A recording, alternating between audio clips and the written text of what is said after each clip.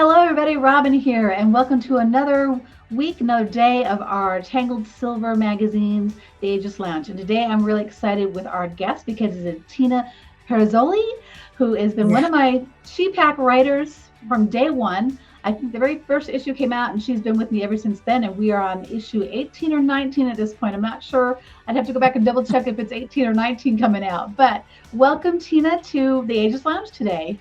Thanks. Thank So you. I We're really excited. But I want to start with the fact that you probably know this by now, but every time I start off with asking you what it means when I say I believe you're an ageless woman. What does that mean, that word ageless mean to you? Goodness. You know what? It for me, I think the word ageless kind of means the opposite of what it's saying. For me, it means there's a whole life to it. There's lots of ages to it, and there's a lot of hopeful more ages to come with that. I hope, a lot more birthdays with that. So, but I think like the ageless part would be kind of sort of just the hopeful attitude, a good outlook in regard to, for me, it's not really necessarily doing the youthful thing, but I'm okay where I'm at, and Yeah, I'm okay to just write it out, but I do enjoy it. So if I want to do the makeup thing or whatever, I'm just really going to enjoy it. that's awesome. That's a great answer. I love asking that because it's fun to hear the difference of how we all look at that word, right? Some associate with age, some associated with the vitality. I think it's the energy that we show that doesn't really make a difference, rather what your age is, but you can live agelessly by being your best today. So I'm excited that you shared that. So most of you might know this. Tina shares a lot of products with us because she's our beauty editor. So she has a lot of reviewing for us. But there is so much more than product reviews that Tina has going on in her life for us. And I want to have her chat with us a little bit about her most recent stuff that we've been doing that's going to be coming out in the current issue, the next issue that's going to go live in the next day or two. And it's the Bare Skin Face Project. Share a little bit about what was the reasoning behind why you started that and some of the responses that you've been hearing from women. Well, the response has been more than overwhelming. It's been overwhelming, but it's also been touching because a lot of women are saying, "This is so me." And the Bare Skin Face Project is really just something, it's not like anything new, but I've always gone bare skin and not been afraid to put makeup over it. Even though that kind of goes so much against a lot of the tutorials where they start out with, a huge step to do serums and maybe a color corrector and primers before you even get to the foundation and then the makeup. So I think for me as a homeschool mom, I'm a stay-at-home mom. Um, I don't do the full glam of it. I do enjoy it when I work. I definitely do that. Or if I go out with girlfriends, I definitely have fun in doing that. Or even reviewing products. I like to go and do the full, the full oomph of it. But my heart has always been in the bare skin with makeup. And I think just because um, I think even through some of the reviews, I've always found a personal critique in so many foundations physically, how they were so much either cool or warm or too yellow or too orange or not enough, tone in them. But then I knew it was really this inner feeling of the duplication of our natural skin. It can't be done. So to cover it up, to look you're natural. For me, I just always sense this, to wear foundation to look natural when you already look natural. So it was very like a monotonous thing for Yeah. me. So I think I just must have been tired and frustrated, and I just said, forget this, I'm not doing this. And I really just sensed like, goodness, this is how I am most of the time, especially the school year. But then you Yeah. think about it, the summer, it's so hot. And for me, I'm like, you've got to be kidding me if you think I'm going to put on foundation and Yeah. want to go outside and sweat it off or something. Well, But I'm a women, big But Sorry, women I have been interrupted. unbelievable about it because they feel that that's so them. Well, you know what? I almost feel like for those of us who have embraced our silver hair, because I get not everybody has, and that's okay. We love everybody, but I feel like it's another one of those things. Like when you suddenly embrace your natural hair shade, rather it's gray or whatever your natural hair shade is, it's all of a sudden like it's like no, it is being yourself, right? It is accepting what we have been God given, nature given, however you want to look at it. I mean, it's so much fresher. And for me, I totally resonated with that because I hate foundation. I hate playing the game of trying to match it, and then you're looking at all the what's it look like? Oh, it's not matching. I look orange here, and my neck is a different color. So I have never been a huge foundation fan. A couple of years back, I was trying to test out a few for the magazine, and I just could never find one that didn't make me feel like I looked more fake than not using it. Right? Like I looked better not using a foundation. Mm. And even when that means some of my quirky little breakouts or something like that are kind of showing, I still feel better about it because I almost feel like sometimes those would add to the breakouts because I'm putting something on top of it that's just another thing to go on top of it, the whole thing. So I love the bare face skin project because that kind of really speaks to me. I mean, I wear makeup. I have a little bit Mm. on today, but I don't ever wear it super heavy unless I'm going out like on a glam night, right? I'm going out to a Yeah. fabulous art fundraiser next Friday, so I will be glammed up for that. But other than that, Yeah. I'm like you. I would much rather just be barefaced. This is what it is. This is me honoring who I am today. So I love that you actually kind of brought that back to the forefront again. Like you said, maybe it's something that's been around for a while, but I think we kind of forget about it, especially when we're being told well, do this, do that, cover the black circles, cover this, cover that, like cover hair. Like we've had so many people telling us to cover and hide things that I think it Mm. becomes refreshing to kind of step back and go, oh yeah, wait a minute, yeah, I don't need to do that. So I love that you do that. Um, Yeah. It seemed to, and even for women that are like, well, that's just not my gig. mhm. I want a foundation. The Bearskin Project is still a place where everybody meets. So some of them stay there at that table and say, yeah, we're not going any farther. But then some say, okay, it's time for me to do what I love to do, what I want to do, what I wouldn't be caught dead out in public not wearing. But for me, I had to admit that was the place where everybody met, then made their decision and branched off of there. But that one place was such a huge um, gathering point. And Yeah. a lot more came out of it because, when women got to talk about it, they were able to, some say, well, I have to wear it. And then somebody might say, well, you don't have to, but if you want to, it's great.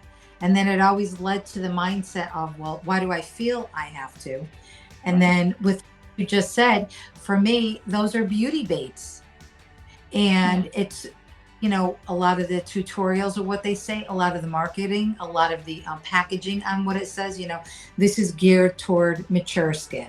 And Yeah. for me, that's just a can of worms because one, mature. Two, are you going to define the age mature?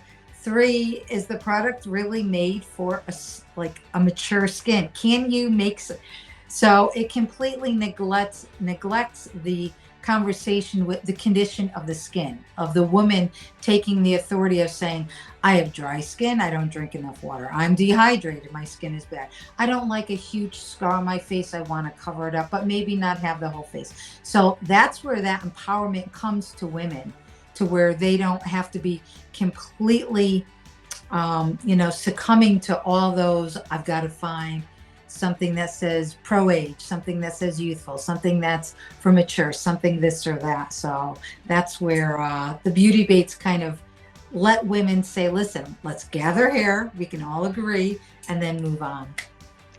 I love it because what I'm hearing is it's kind of like the overall message that started Tangled Silver Magazine, which is we're not anti coloring, we're not anti makeup. We are anti anyone telling us what we have to do to define beauty for ourselves, right? It's all about defining it for yourself. So if you love a full face of makeup that includes foundation, then by all means do you. And if you don't, by all means do you. But nobody should tell us, no, you have to wear foundation. You have to have your hair colored this. Like that's the key element here is giving women the space to be able to come to the table, like you said, gather around the table have the Mhm. conversations, and then walk away making the decision that makes them feel their best.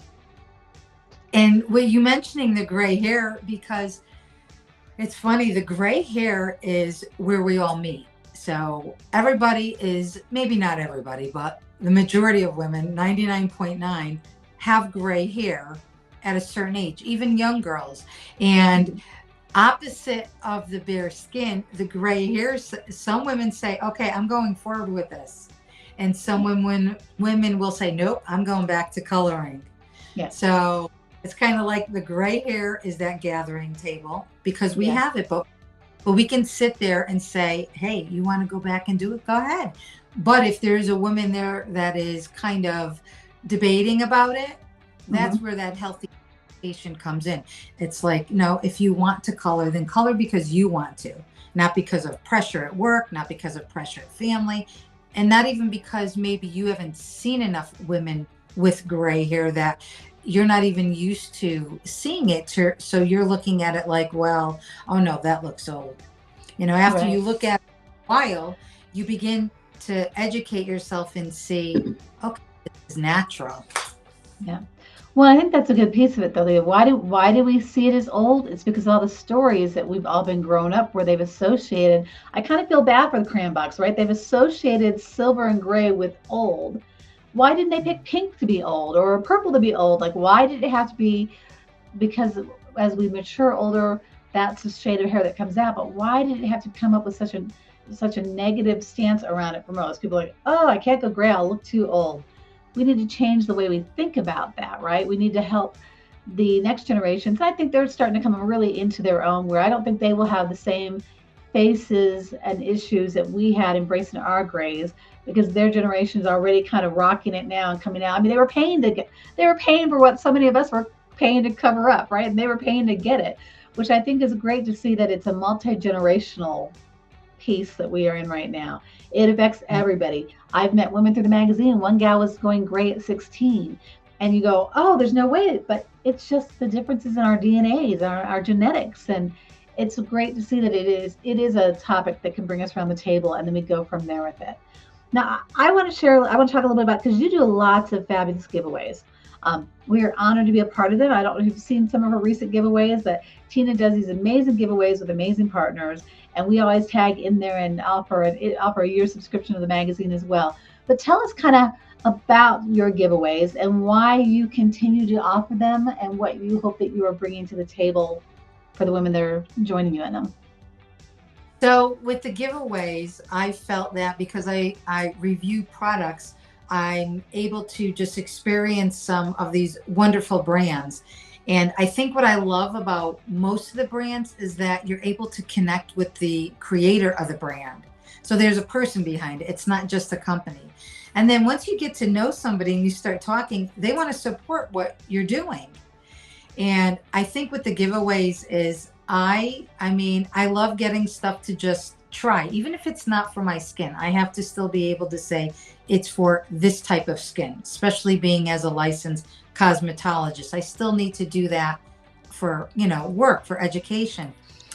But I think I love doing giveaways because I think the way I feel if I am given something. So I really want these brands to just kind of just keep giving women product to just try out. And I think that's just sometimes always the best way to, find something you like. And I also think it breaks that mold of, because I don't really consider myself an influencer because I don't have paid collabs. I really just say, listen, will you give away product? Will you give away product? And I don't think I've been turned down at all. I may have been, say, well, okay, well, let's do it in a couple months when we can or something, if that company has a project that is going on. But I really think it breaks that mold of, where some women I've found, like, no, I don't like giveaways, I don't do the giveaways, but there's a hesitancy, even if it's just character, that they don't want to try something. But for Mhm. a lot of, they're like, yeah, I want to learn about my skin, I want to try something different on it. And I think this is a great way to do it. Well, I think it's fun. Let's give a shout out to some of your brands because I think it's always great to recognize those brands that are willing to do stuff like that to help us get to sample. No, so shout out a couple of your brands that are some of your favorites and just like My goodness. and Okay. no pressure. I know you can't remember all of them, but like I know we've done a couple. Like we did Kuru, the shoe company, right? Is it Kuru? Yeah. Yes, Yeah. we've done them. Um, I has done one, which was glasses. Herbal Face Food. And the creator of that is Michael Zen. In Your Face Skincare, which is Denise Duff. Let's see, who else have we done? Dory's doing one. Axiology's doing one.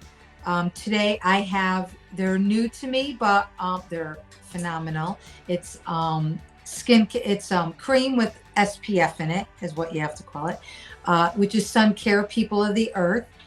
And let's see, who else? Oh, Levin Rose Beauty. And my recent one with Cliganic, which is oils, because I love oils. So I think I really find just RMS has done one before. And I love Rosemary. See, these companies, I can say these names behind these companies because these people have, emailed, or we've done phone conversations or interviews, and they're like, well, what are you doing? And then you're all of a sudden not seeing this corporate with all these cubicles running a company. It's like one person going, yeah, what are you doing? And then they find out it's about just empowering women and supporting women and getting their product out. And they're like, yep, I'm in. Yep, I'm in. And it's wonderful. But the products are there's always new companies that just say, yeah, we'll do it and stuff. And forgive me if I forgot any. Well, we've done quite a few. I mean, again, we're talking 18 or 19 issues that you've been with us. So we've done a lot of products. We've covered a lot of products. Yeah. I think you're spot on though, that I love when you share products, like you said, it gives us a chance to realize that there's a person behind that corporation, right? So like, for instance, I'm going to tell everybody, like, if you're looking at the Tangled Silver magazine, it looks like it's owned by a big corporation, but who is the person behind that corporation? It is myself. And I find like I'm always trying to be open. I tell everybody, reach out to me. Oh my gosh, if you're on our website, there's a spot where you can click set up a chat with Robin. And why do I do that? Not because I want to sell you the magazine or pitch that, but because I really genuinely want to hear from people, because that's how get better. That's how products get better. If we're hearing from people, hearing from our I don't want to call them this our audience, but you're hearing from somebody who's tried something, but for whatever reason, maybe it didn't work, or they thought it was the greatest thing in the world. They share that with you. And it helps inspire everybody, right? So I love the fact that you are bringing more of the personal side to those larger brands, that when somebody walks in a big store, it might be, those are Kuru. But yeah, but then if they walk in, they go, oh my gosh, Tina did a giveaway with them and she was using their shoes. That like, it does make it feel more human. And like using the name of Herbal Face Michael. I've had conversations with Michael, and he's a hoot. I love chatting with him. So I love that you bring it more that it's not just a product, but that it is something for women to learn about, to take care of themselves. And all you're doing is kind of presenting it in a way that makes you realize there is something behind it. It's not just a product, not just a huge corporation that gets lost. Mm-hmm. It's people that care about what you're doing, about what I'm doing, and want to participate and gather around the table with us. Yeah, I don't have many. It's usually many repetitive companies because like my niche kind of is a little smaller. I really like the clean beauty, the skincare, more of it. And for me, it does become personal because, for example, Bamboo Earth, the creator of that is a homeschool mom. And that's literally how I found that product, because of something I do, as a job for the school year, but then really throughout the whole year, I was following her and looking at her things and reading her. She's an amazing writer. Even if you don't buy her products, just get her email. Just listen to the how she encourages women. And that's like how I found Bamboo Earth, because she was a homeschool mom, or still is. So I think we should share a little bit too, because I mean, when we when most people see you on Instagram, most of us are seeing your beautiful silver hair, your beautiful shares on all the different ways of empowering us to take care of ourselves and learn about our skin. And that's one of the things I do love that you do, Tina. You don't just go, here's a product that does this. You kind of give the reasons why. Like you Mm. explain it, you break it down to people, and I love that piece of you. But yeah, there's a other side of Tina. You're a photographer, you're a homeschool mom, you're a cosmetologist. Um, you're living proof that at any age we don't have to just narrow ourselves down into one little niche, right? We don't have to just be in one career per se. We can take multifacets of ourselves and bring the best of us to the table. So share a little bit, because like I love that you have all this background. Like some of you have seen her photographs, her outlines in the magazine for me. Some of you have seen her on Instagram with her posts. I mean, Tina is a multifaceted woman, and I love that about you. So share a little bit about just like what you would be comfortable sharing with us about, so we know a little bit more about Tina beside what we see here on the screen. Well, I think because I am a stay-at-home mom, it's a little bit more relaxed. So kind of like when I get up, I'm doing like for me. So it's kind of like I have to be responsible for kind of like the boss in regard to, you know, I have to homeschool Sal. I have, things we have to do. We have things that have to be taught, whether, somebody's coming here for a piano lesson or we're going out for classes. But photography, I've kind of always had in my blood. Um, just growing up, my house, my mother has had photos. Everybody knows. In the whole, there wasn't an inch of wall space on the wall. So I grew up with photos and stories coming from it. She could go down the whole hallway and tell you every single person on it, and who was a translator for Custard in the war. He was a translator between the Indians and the soldiers. It was crazy. So she has all these historical stories. So I think I just grew up with the stories, the words, because I write, and the photos, and I just kept it going. And then one time I just took photos, and the manager at CVS said to me, "You cannot have these photos developed without permission." I said, "Oh no, those are mine." And he assumed that they were professional, that I was getting them printed illegally, and I wasn't. So I brought in my camera and showed them. I said, "Those are my kids barefoot in my backyard." So So isn't from there, that through. Yeah, I say, isn't that a fun thing? I had that happen with I think it was the third or fourth issue of the magazine. I was I was taking it to get a quick print so that I could look at it and go through it and scan it, right, and check for errors before we went live with it. And it was a Kinko's, and they did the same thing. They called me, we can't process this order until I'm like, no, no, it's my magazine. I am the person behind it. They're like, are you sure? So I had to go in and show them, I literally had to Yeah, take my computer and then show them, here's where it was created, here's what I've done. They're like, oh, but isn't that flattering when you get that kind of comment? It's a little annoying at the moment, right? But it's still at the same time kind of flattering that it speaks to what your work says. So yeah, I, yeah. I think that's awesome. And you've done some wonderful pictures for the magazine. Especially, I was just talking about you last week with some people at Boz Blue Theater here in Fort Collins, which is where I'm going to the fundraiser, because they were asking me about other theaters. I was like, oh my gosh, there's this theater in Connecticut that Tina did this amazing shoot of these beautiful women in this historic theater. And Boz Blue is a much more current theater, like they've been around for since 1993, but they don't have the Mhm. big glamorous building, but they're a local community theater company that does a lot of work. So I just love the passionate stories behind that. And I just love, I feel like you bring all of those pieces to us here at the magazine. And thank you, thank you. I can't thank you enough. And I hope, here's what I want to do right now. So we'll wrap it up a little bit, because Tina and I could talk for hours if we really let I ourselves, but know, neither one of us has time to do that. But I know. I want Tina to tell you how you can find her and how you can find like her most current or an upcoming giveaway that you're doing. Tell us where we can find you on Instagram. If you're on Facebook, share some of those with us real quick. Sure. Instagram is Gray Grace and Grit. So I'm sure we can write it down, but it's Yep. Grey.